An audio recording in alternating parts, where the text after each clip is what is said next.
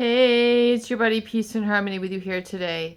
We're focusing in on the impact of narcissistic parenting styles on the family system. And this is in response to a wonderful viewer inquiry who wanted me to develop content regarding narcissistic parenting and its impact on children, child rearing, and impact into a legacy of personal development for children, or at least that's what I understood her question to be. So I would like to really zoom in on that and focus in on covert narcissist paternal development or paternal presence in the family, and how that aloofness, how it impacts really a legacy of communication styles, and where the children find themselves in their role in later in life. And really, I think what we find is that really the lack of communication, the aloofness, the withholding of affection, the withholding of positive mirroring, positive validating to that child, really just being there fully in full honesty and full presence, creates a sort of underdog effect. It creates a underemployment. It creates a person who feels less than or underneath or beneath others. And that really goes for a very universal, I think, feeling of underneath, because there's such a lack of communication and boundary creation or boundary testing or reality testing in that family dynamic, that the child really feels boundless. So they oftentimes feel very insecure, very scared, without structure, without backing.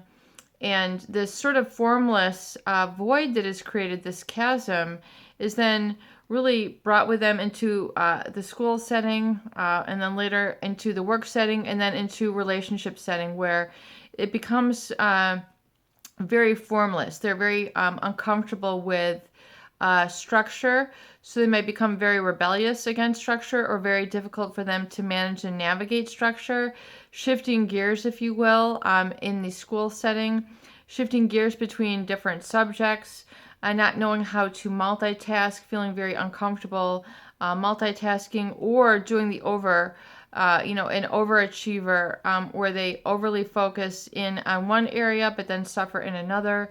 So they might be very good at school but lacking in relationships, or very good at relationships and lacking in school achievements. So we see this very lopsided and imbalanced development of the personality, especially in their younger life. And until it's resolved, a lot of this imbalance tends to carry with them into later in life, where they feel just inherently less than, because they just they don't know how to gauge, they don't know how to reality test, they're not comfortable reality testing.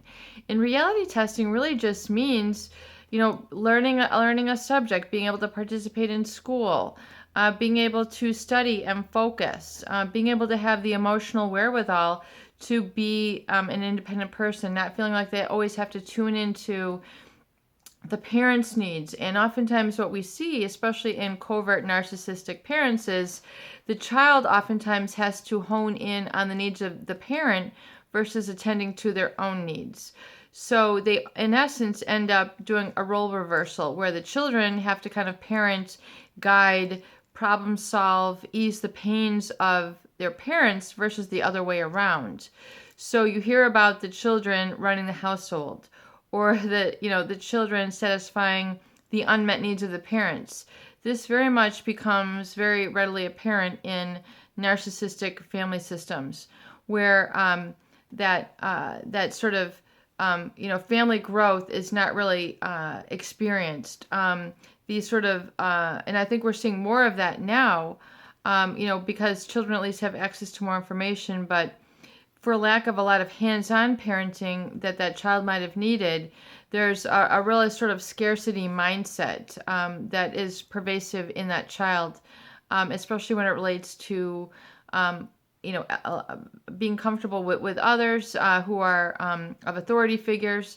So there might be an over-identification with people of authority, and they might not be able to relate to their peers, or Likewise, they might be very resistant to authority and not being able to receive guidance and direction that is needed because they have this a mindset created that it was set up in a poor foundation with the original authority figures in their life, which were their parents.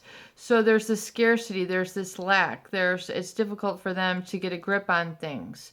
When they look up to others, that they feel a sense of weakness or inferiority or insecurity, and yet they're striving to be grounded. They're striving to have a foundation.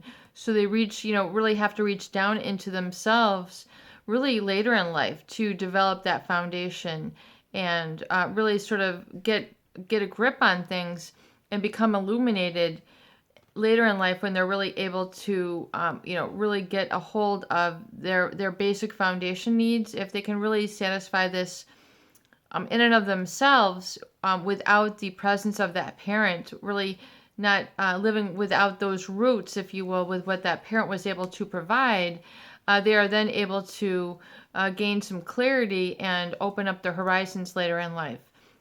Otherwise, they can kind of walk around with this little bit of black cloud or feeling less than, feeling rebellious, being grungy, being, feeling ragged, not taking care of themselves, not showering, living in the lower emotions, if you will. A lot of the, thrashing music and things of that nature, which are very kind of heavy emotive type of, lifestyle or interest. And, can become very, very attuned to that. And until they kind of clear out that chasm and that void, they really then will, be getting some sense of foundation with others and feel a sense of equality more so, or comfortability with others.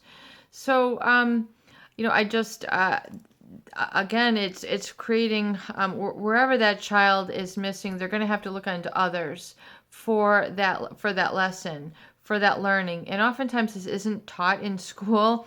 There's not a lot of character education in school. Some schools are very good about that. Otherwise, if there's not, that child is really going to need to pursue this, filling up this void later on in their life so that they have a sense of security and self-esteem. Peace and harmony with you here today. I hope these videos do help. Please share and please subscribe for more great tools, videos, discussion, and support.